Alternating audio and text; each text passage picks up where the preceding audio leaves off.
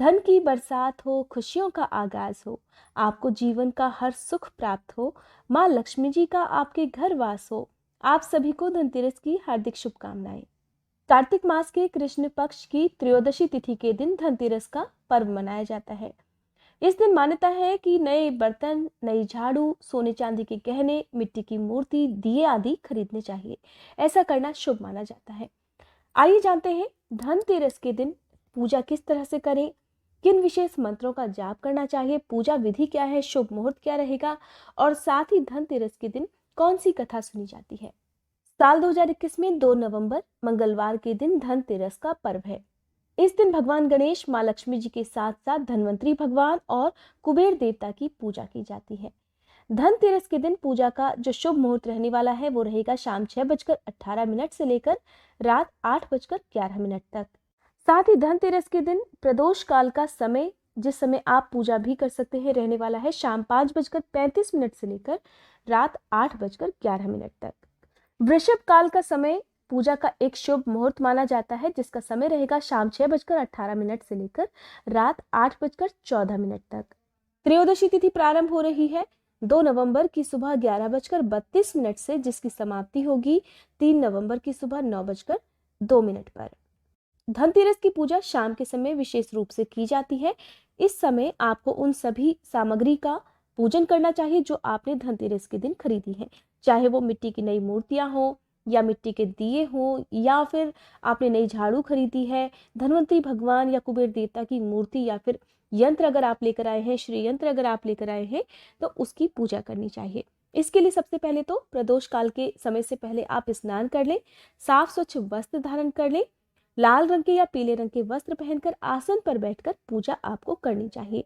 अब सबसे पहले एक चौकी पर लाल रंग का साफ कपड़ा बिछाएं, गंगा जल छिड़ककर उस पर सबसे पहले भगवान गणेश और माँ लक्ष्मी जी की प्रतिमा की स्थापना करें। अगर आपके पास धन्वंतरी भगवान और कुबेर देवता की प्रतिमा या फोटो है तो आप उन्हें भी स्थापित कर सकते हैं। श्री यंत्र है तो आप उनकी भी स्थापना कर सकते हैं। अगर आपके पास नहीं है धन्वंतरी भगवान या कुबेर देवता की प्रतिमा या तस्वीर तो आप मानसिक पूजा भी कर सकते हैं या एक सुपारी पर कलावा लपेटकर आप उसे भी प्रतीक रूप में मानकर पूजा कर सकते हैं। अब आप सबसे पहले भगवान गणेश की पूजा करें, ओम गंग गणपते नमः, और साथ ही महालक्ष्मी की पूजा करें, ओम श्री महालक्ष्मी नमः। गणेश भगवान की पूजा करते समय ओम गंग गणपते नमः या फिर एक दंताय विद्महे वक्रतुंडाय धीमहि तन्नो दंती प्रचोदयात, इन मंत्रों का आप जाप कर सकते हैं। माँ लक्ष्मी जी की पूजा करते समय इन मंत्रों का जाप करें। ओम ह्रीं ह्रीं श्रीं लक्ष्मी वासुदेवाय नमः या फिर ओम लक्ष्मी नमः या लक्ष्मी नारायण नमः या धनाय नमो नमः या फिर ओम धनाय नमः। इन मंत्रों का जाप आप माँ लक्ष्मी जी की पूजा करते समय या उन्हें जो भी पूजन सामग्री अर्पित करते हैं कर सकते हैं। कुबेर देवता की पूजा करते समय इन मंत्रों में से किसी भी एक मंत्र का जाप आप आज के दिन कर सकते हैं। ये मंत्र है ओम वैष्णवनाय स्वाहा, ये कुबेर देवता का अष्टाक्षर मंत्र है। या फिर आप ओम श्रीं ओम ह्रीं श्रीं ह्रीं क्लीं श्रीं क्लीं वित्तेश्वराय नमः, इस मंत्र का जाप कर सकते हैं। या फिर कुबेर देवता का जो प्राचीन दिव्य मंत्र है उसका भी जाप आप कर सकते हैं। मंत्र है ओम यक्षाय कुबेराय वैष्णवनाय धन धान्य धीपते धन धान्या समृद्धिम देहि दापय दापय स्वाहा।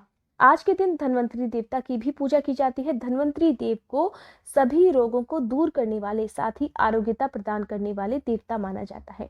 इनकी पूजा करने से घर परिवार के सदस्य निरोगी और स्वस्थ बने रहते हैं।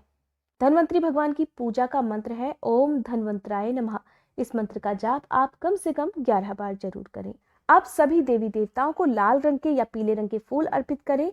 आपने जो भी धातु या जो भी बर्तन, झाड़ू, गहने, सोना चांदी जो भी खरीदा है उसे भी एक चौकी पर रखें और उन सब की भी पूजा आज के दिन आपको करनी चाहिए। अगर आपके पास श्री यंत्र है, दक्षिणावर्ती शंख है या फिर आपने धनतेरस के दिन कौड़ियां खरीद कर रखी हैं तो जितनी भी कौड़ी हैं आप उन सभी पर तिलक लगाएं। माँ लक्ष्मी के चरणों में अर्पित करें।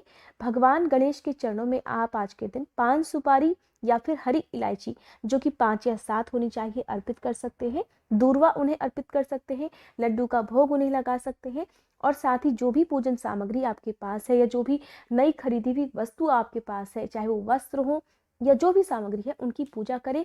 सभी को तिलक लगाएं, फल फूल अर्पित करें, अक्षत अर्पित करें, और इसके साथ ही हाथ जोड़कर सभी देवी देवताओं से प्रार्थना करें कि आप जिस भी वस्तु को खरीद कर लाए हैं उससे आपके घर में खूब बरकत बनी रहे। आपके व्यापार में या आपकी किसी भी आजीविका के साधन में किसी प्रकार की कोई भी बाधा ना आए, और माँ लक्ष्मी जी का स्थायी वास सदा आपके घर पर बना रहे। हाथ जोड़कर धन्वंतरी भगवान से प्रार्थना करनी चाहिए कि आपके परिवार को सदा स्वस्थ और निरोगी बनाए रखें। माँ लक्ष्मी जी को आज के दिन आप कमल का फूल या कमल गट्टे की माला भी अर्पित कर सकते हैं। अगर आपने धनतेरस के दिन नई झाड़ू खरीदी है तो आप जो अपने प्रयोग की झाड़ू है उस पर कच्चा सूत या सफेद रंग का धागा 7 बार लपेटें। झाड़ू की विधिवत पूजा करें, क्योंकि झाड़ू को माँ लक्ष्मी जी का प्रतीक माना जाता है, और इस प्रकार धागा बांधने के बाद ही उससे झाड़ू लगानी चाहिए। अगर आप इस नई झाड़ू का प्रयोग दिवाली के दिन से करते हैं तो और भी ज्यादा उत्तम माना जाता है। धनतेरस के दिन हो सके तो परिवार के सभी सदस्यों को मिलकर एक साथ बैठकर पूजा करनी चाहिए, आरती करनी चाहिए, और धनतेरस की व्रत की कथा भी सुननी चाहिए, जो कि मैं अभी आपको सुनाऊंगी। देखिए, पूजा करते समय आप किन किन स्तोत्रों का पाठ कर सकते हैं, जैसे कि लक्ष्मी स्तोत्र, लक्ष्मी चालीसा, लक्ष्मी यंत्र, कुबेर यंत्र या कुबेर स्तोत्र का पाठ कर भी सकते हैं या सुन भी सकते हैं। फल फूल का या किसी भी दूध से बनी मिठाई का भोग आज के दिन आप सभी देवी देवताओं को अर्पण करें, क्योंकि धनतेरस का दिन है, त्रयोदशी तिथि है, तो आज के दिन आपको 13 दिए जलाकर अपने घर में आसपास जहां भी अंधेरा है, घर के चारों कोनों में, किचन में, मुख्य द्वार पर, और साथ ही किसी सुनसान जगह पर या किसी चौराहे पर जरूर जलाना चाहिए। एक दिया आज के दिन अपने कुल देवी देवताओं के नाम से, और एक दिया पितरों के नाम से, एक दिया पीपल के वृक्ष के नीचे, या और एक दिए का दान आपको मंदिर में भी करना चाहिए।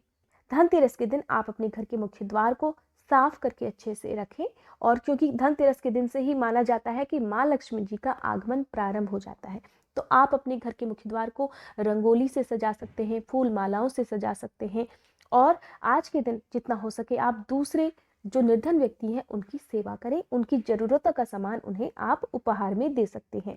धनतेरस की रात को ही यम दिया भी जलाया जाता है। माना जाता है यम दिया जलाने से यमराज का भी आशीर्वाद प्राप्त होता है, और यम देवता की कृपा से परिवार के सदस्यों की अकाल मृत्यु नहीं होती, और किसी भी प्रकार का जो मृत्यु का भय है वो भी नहीं होता। देखिए, भगवान की मर्जी के आगे तो किसी का बस नहीं चलता, लेकिन हमें फिर भी अपनी तरफ से कोशिश करनी चाहिए कि हम वो सब काम करें जिससे हमारे मन को सुकून मिले। तो यम देवता का जो दिया है उसे कोई साधारण दिया नहीं समझना चाहिए। इसको जलाने के पीछे बहुत सारी सावधानियां हैं जो आपको रखनी चाहिए। धनतेरस के दिन सभी देवी देवताओं की पूजा करें, और जो भी प्रसाद है उसे अपने घर के सभी सदस्यों में वितरित करें और स्वयं भी ग्रहण करें। साथ ही आज के दिन आपके घर में कलह क्लेश नहीं होना चाहिए। खुशी खुशी मन से, प्रसन्न मन से आज के दिन आपको इस त्योहार को मनाना चाहिए। अब बात करते हैं यम दिए की। तो देखिए, जो यम दिया है उसे जलाने के लिए आपको पुराने दीपक का ही प्रयोग करना चाहिए। चाहे तो आप पिछले साल के जो बचे हुए दीपक हैं उनका प्रयोग कर सकते हैं, या कोई भी पुराना एक दिया ले लें और आप उसका प्रयोग करें। पुराने दीपक में सरसों का तेल और रुई की बत्ती डालनी चाहिए।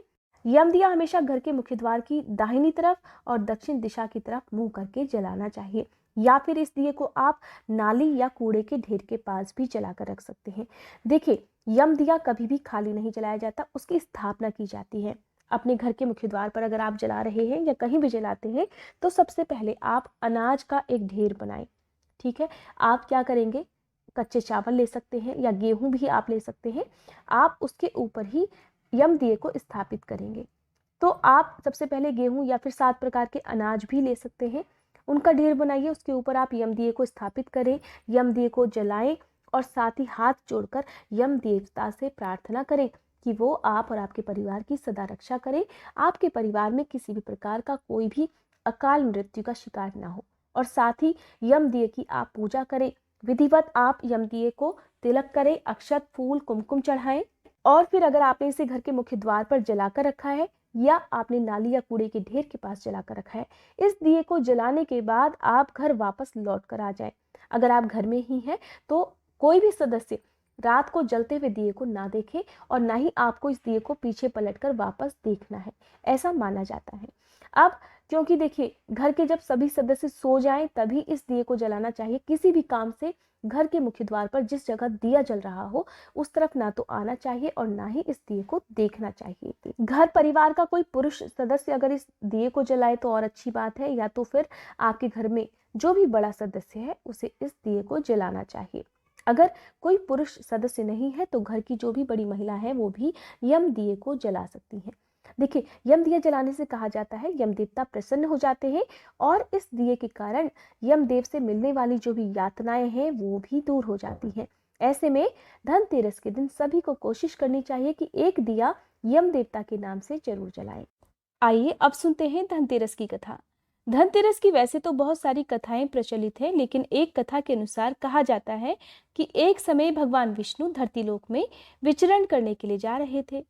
तब लक्ष्मी जी ने भी उनके साथ चलने का आग्रह किया। अब विष्णु जी ने कहा कि यदि मैं जो बात भी तुमसे कहूंगा तुम वही कहोगी और वही करोगी तब तो मेरे साथ चल सकती हो। तब लक्ष्मी जी उनकी बात मान गई और भगवान विष्णु के साथ धरती लोक पर आ गई।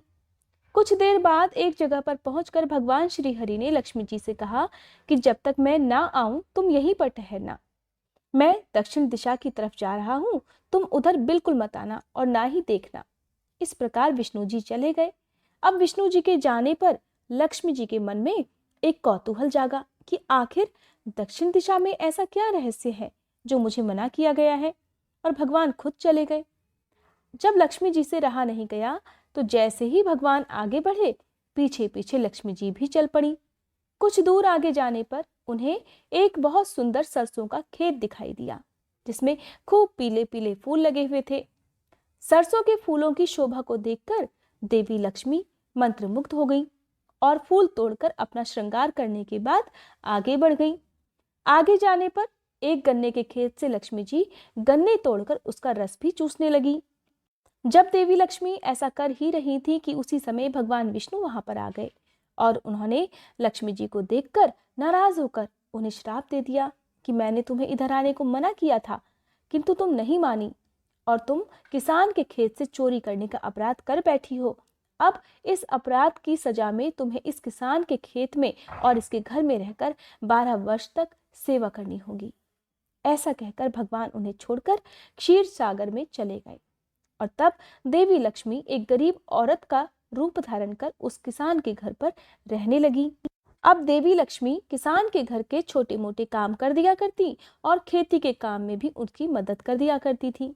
एक दिन लक्ष्मी जी ने किसान की पत्नी से कहा कि तुम स्नान कर पहले मेरी बनाई गई इस देवी लक्ष्मी जी की पूजा करो और फिर रसोई बनाना, तब तुम जो भी मांगोगी वो तुम्हें मिल जाएगा। किसान की पत्नी ने ऐसा ही किया। पूजा करने के फलस्वरूप देवी लक्ष्मी की कृपा से किसान का घर दूसरे ही दिन अन्न धन रत्न और सोने चांदी आदि से भर गया। देवी लक्ष्मी ने किसान को धन धान्य से परिपूर्ण कर दिया। इस प्रकार किसान के तो 12 वर्ष बड़े ही आराम से कट गए और फिर जब 12 वर्ष के बाद लक्ष्मी जी जाने के लिए तैयार हुई तब क्योंकि भगवान विष्णु उन्हें लेने स्वयं आए थे तब किसान ने देवी लक्ष्मी को वापस भेजने से इनकार कर दिया क्योंकि वो जान गया था कि उनके घर साक्षात लक्ष्मी जी का वास है। तब भगवान ने किसान से कहा कि इन्हें जाने कौन देता है, लेकिन देवी लक्ष्मी तो चंचला है, ये कभी भी एक स्थान पर नहीं ठहरती। इनको तो मैं क्या बड़े बड़े भी नहीं रोक सकते। इनको मैंने श्राप दिया था जिस कारण 12 वर्ष से तुम्हारी सेवा कर रही थी। और इस प्रकार भगवान विष्णु ने किसान के खेत से चोरी करने वाली बात भी उसे बता दी और कहा कि अब देवी लक्ष्मी का 12 वर्ष की सेवा करने का जो समय है वो भी पूरा हो चुका है। लेकिन किसान जिद करने लगा, कहने लगा कि अब तो मैं लक्ष्मी जी को जाने ही नहीं दूंगा। तब देवी लक्ष्मी ने कहा, हे किसान, तुम मुझे रोकना चाहते हो तो जैसा मैं कहूं ठीक वैसा ही करना। कल त्रयोदशी है, तुम कल घर को लीप पोत कर अच्छे से साफ सुथरा कर लेना। रात में घी का दीपक जलाकर रखना और शाम को मेरी पूजा करना। तांबे के कलश में रुपए भरकर मेरे लिए रखना और मैं उस कलश में निवास करूंगी। किंतु पूजा के समय मैं तुम्हें दिखाई नहीं दूंगी। अगर तुम त्रयोदशी तिथि के दिन विधि विधान से मेरी पूजा कर लोगे तो इस एक दिन की पूजा से मैं वर्ष भर फिर तुम्हारे घर से नहीं जाऊंगी। ऐसा कहते ही वह दीपकों के प्रकाश के साथ 10 दिशाओं में फैल गई। और अगले दिन किसान ने लक्ष्मी जी का बिल्कुल वैसे ही पूजन किया जिस प्रकार देवी लक्ष्मी ने कहा था। और इस व्रत के और पूजन के प्रभाव से उसका घर धन धान्य से भर गया। धनतेरस की एक और कथा प्रचलित है जिसके अनुसार कहा जाता है कि समुद्र मंथन के समय समुद्र से धन्वंतरी भगवान अमृत कलश लेकर प्रकट हुए थे। इसीलिए उनके अवतरण दिवस के रूप में धनतेरस का त्योहार मनाया जाता है और धन्वंतरी भगवान की भी पूजा आज के दिन की जाती है। भगवान धन्वंतरी को औषधि और चिकित्सा का देवता माना जाता है। कहा जाता है कि वे स्वयं भगवान विष्णु का ही अंशावतार हैं। धनतेरस के दिन धन्वंतरी भगवान की पूजा करने से आरोग्यता का वरदान प्राप्त होता है। ये थी आज की वीडियो। अगर ये जानकारी आपको पसंद आई हो तो वीडियो को लाइक करके कमेंट बॉक्स में लक्ष्मी माता की जय लिखना मत भूलिएगा।